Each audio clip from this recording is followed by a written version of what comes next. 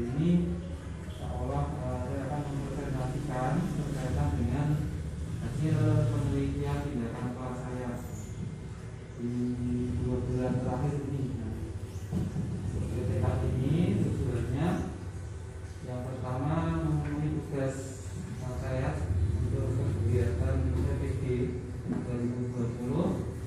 Kemudian yang kedua untuk meningkatkan interaksi belajar dan prestasi belajar.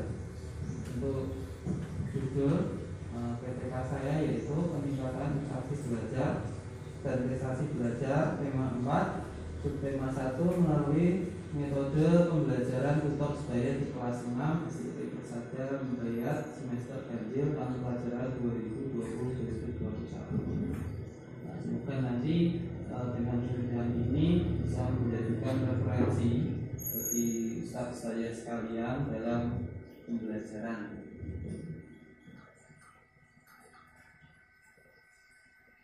Baik, untuk identifikasi masalah, jadi ada beberapa masalah terkait pembelajaran saya ketika di kelas 6. Yang pertama yaitu interaksi belajar peserta didik.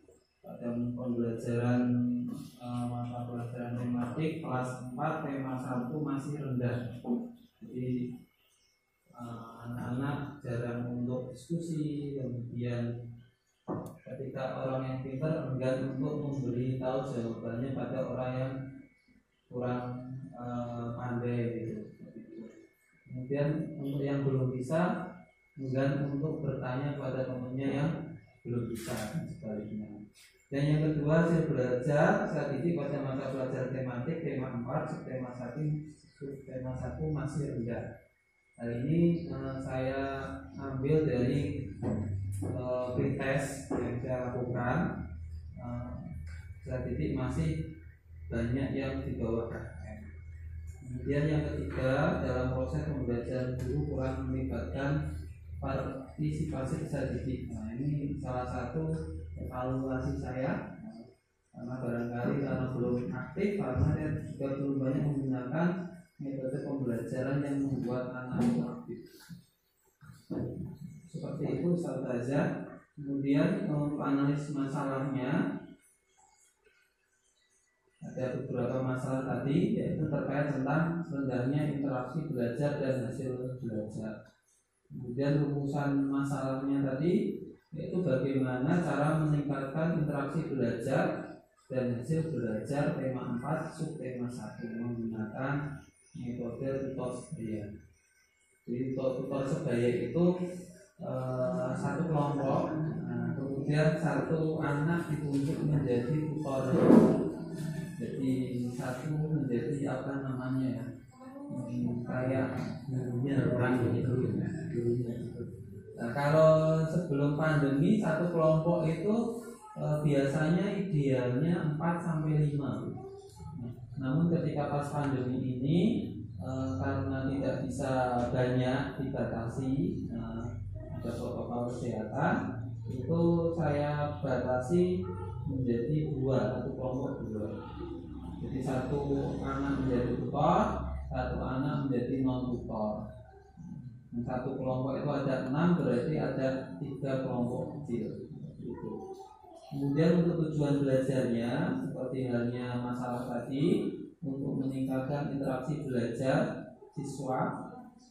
Ketika interaksi belajar nanti naik, otomatis insya Allah nanti hasil belajarnya ikut naik. Kemudian manfaatnya membantu proses peserta didik untuk mencapai peningkatan hasil belajar. Kemudian salah satu sumber tambahan informasi bagi guru, kepala sekolah dalam usaha meningkatkan hasil belajar siswa, khususnya pada pembelajaran tematik tema 4 subtema 1. Kemudian penelitian ini menggunakan PTK, kemudian 2 siklus. Kemudian saya laporkan untuk perkembangan siklus pertama.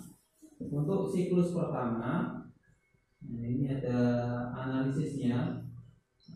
Siklus pertama banyak yang di bawah KKM untuk pengetahuannya dan keterampilannya. Nah, bisa dilihat di sini untuk keterampilannya hanya ada 1, 2, 34, hanya 4 yang lulus KKM. Artinya hanya 17% yang tuntas. Kemudian yang siklus pertama juga untuk pengetahuan keterampilannya hanya ada 9 anak yang tuntas. Itu artinya 39%. Jadi harapan saya penelitian ini itu dikatakan berhasil apabila 75% anak itu tuntas. Kemudian untuk interaksi belajarnya itu tadi untuk prestasi ya. Kemudian untuk interaksi belajarnya, sebentar saya akan tunjukkan.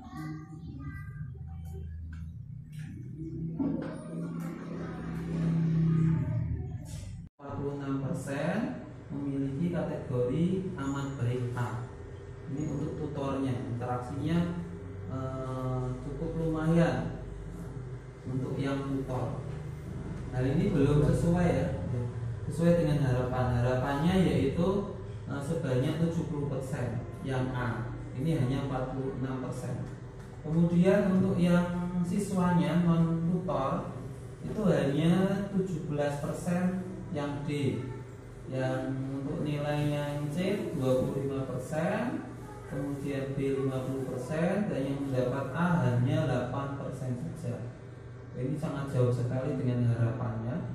Harapannya kan 75% gitu. Nah, oke, kemudian untuk yang siklus yang kedua. Untuk siklus yang kedua, nah, alhamdulillah ini sudah semuanya di atas KKM, artinya 100%. Dari 23 siswa semuanya di atas KKM, baik pengetahuannya ataupun keterampilannya. Yang siklus 1 tadi rata-ratanya 59 yang pengetahuannya, siklus kedua jadi 82.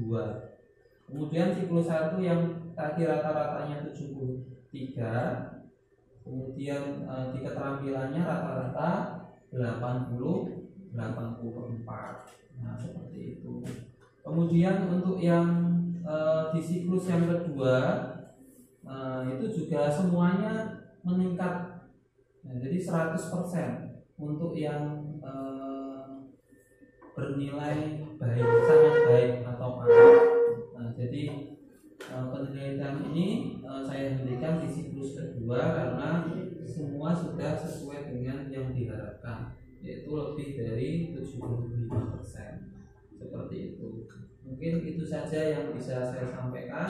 Terima kasih banyak Ustazah telah mengikuti seminar PTK yang sudah saya lakukan beberapa bulan ini. Kurang lebihnya saya minta maaf. Wassalamualaikum warahmatullahi wabarakatuh. Untuk yang pertama sudah diterapkan metode pengajian tadi. Sudah pakai juta sebaya.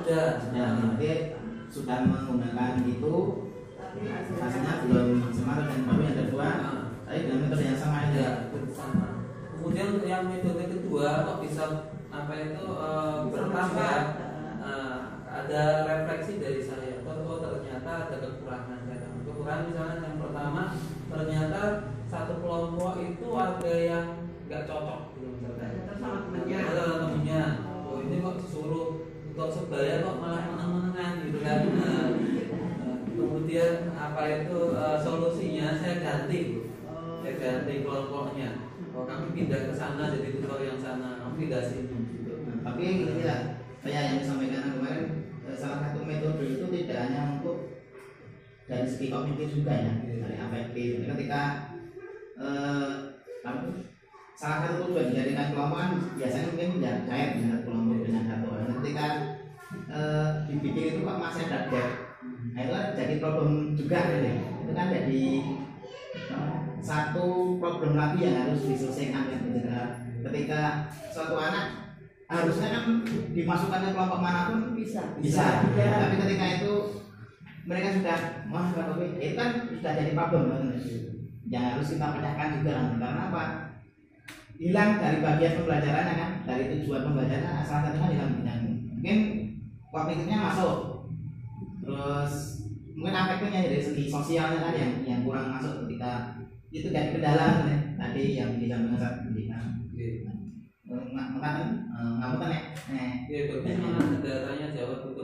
Nah jadi salah satu catatan dari penelitian saya mungkin untuk penelitian yang selanjutnya barangkali kalau apa itu memungkinkan seperti itu.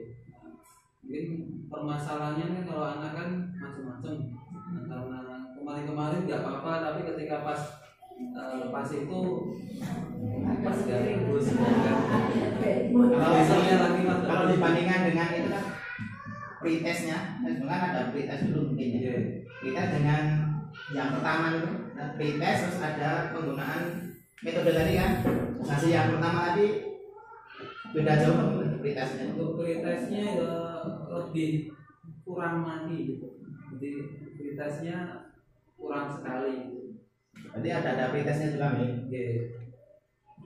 Kemudian siklus 1, kemudian baru siklus yang kedua. Atau mungkin karena kendalanya kalau menang-menangnya itu karena cuma berdua ya. Karena face to face itu kadang agak angel mungkin ya. Sama kan anak belum paham tentang tugasnya sebagai tutor kan jadi saya jelaskan hanya sekali, kemudian anak mungkin belum begitu memperhatikan. Dari siklus yang kedua saya jelaskan begitu apa itu lengkap dan rinci bagaimana menjadi tutor yang baik dan bisa membimbing temannya yang lain, dimotivasi, dapat pahala dan lain sebagainya. Baru anak itu aktif dalam membimbing temannya. Dalam pemilihan tutor. Kadang kan karakter anak ketika dia pintar kan kebanyakan dia idenya kuat, kerjakan sendiri, selesai kerjakan tugas itu kerjakan sendiri, terus turun ke temennya, nggak mau kerjasama gitu kan. Ngerjakan evaluasi atau LKPD juga kerjakan semuanya sendiri, wah merasa bisa itu kan, wah kisah. Baru kalau selesai baru kasihkan temannya, kan harapannya kan bukan seperti itu, harapannya cair jualnya, tanya jawab dan lain sebagainya. Nggak tahu diberitahu, yang nggak tahu tanya temennya. Cukup. Saja mungkin ada apa itu kegiatan yang lain barangkali. Terima kasih banyak. Kita tutup dengan hamdalah.